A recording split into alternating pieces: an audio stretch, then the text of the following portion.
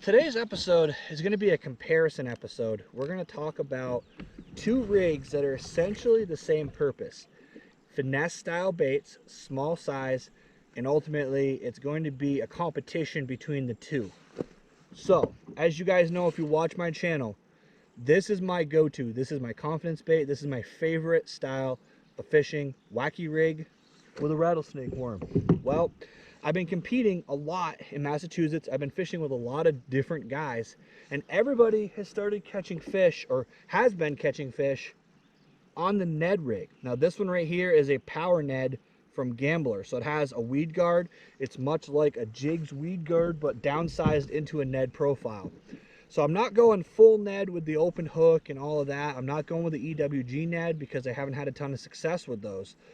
But what I am going to do is fish the same color bait in the same area as the Wacky rig, and we're going to see which one of those can catch more fish today.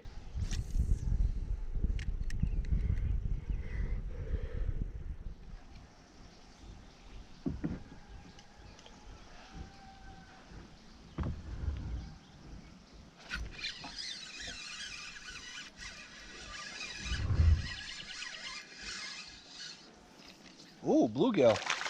Big bluegill. You know what? I'm excited about that one too, guys, because that is another species for the Jigs and Bigs multi-species. It's kind of funny. I came out here to find smallmouth, but I'm pulling everything else out. But that's okay. Look at the size of this freaking bluegill, guys. This is the big bluegill.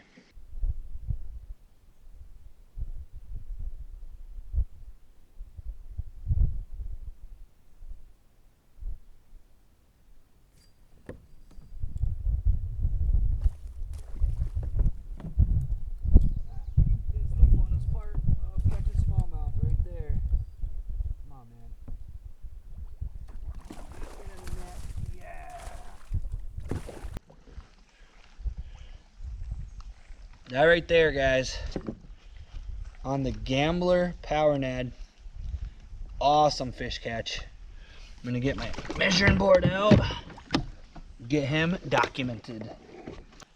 Photos.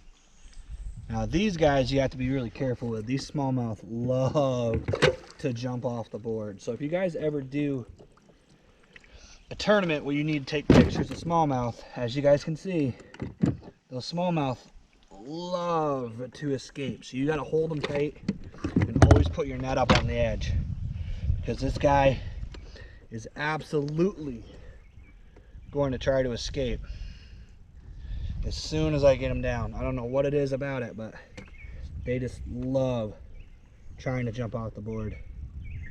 It is a awesome fish.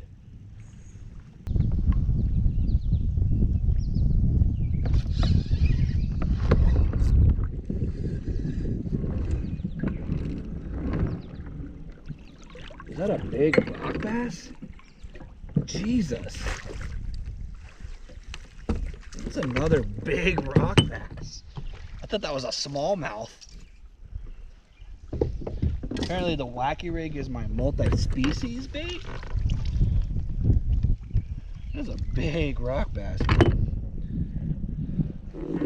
Let's just see something. It's kind of a cool feature, I'm not gonna lie, of these.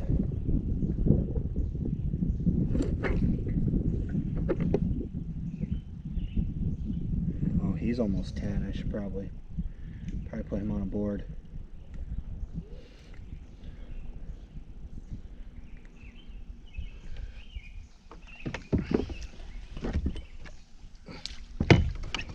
Interesting development is that my Wacky rig is catching all multi-species fish, but no smallmouth. It's kind of an odd development because usually this is the only bait that I can get smallmouth on. So we're gonna pull this out. We're gonna see if he's bigger than my other rock bass that entered in the tournament. I think he might be. 9.5 inch rock bass. Nice fish. Not a bad little fish.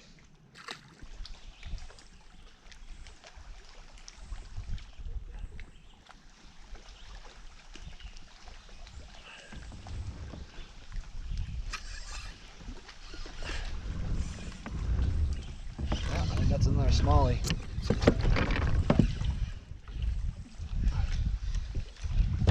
Oh, it's another big ass rock bass. Guys, I can't believe the frickin' rock bass. I feel like Matt. I feel like bear fishing. Oh my god, guys. Credit to Matt for, you know, giving me some topic here, but yeah, this is a freaking monster rock bass. I can't, dude, I don't think I've ever seen a bigger rock bass in my life. These things are freaking gigantic. And what I don't understand is why they're hitting. He's still trying to breathe.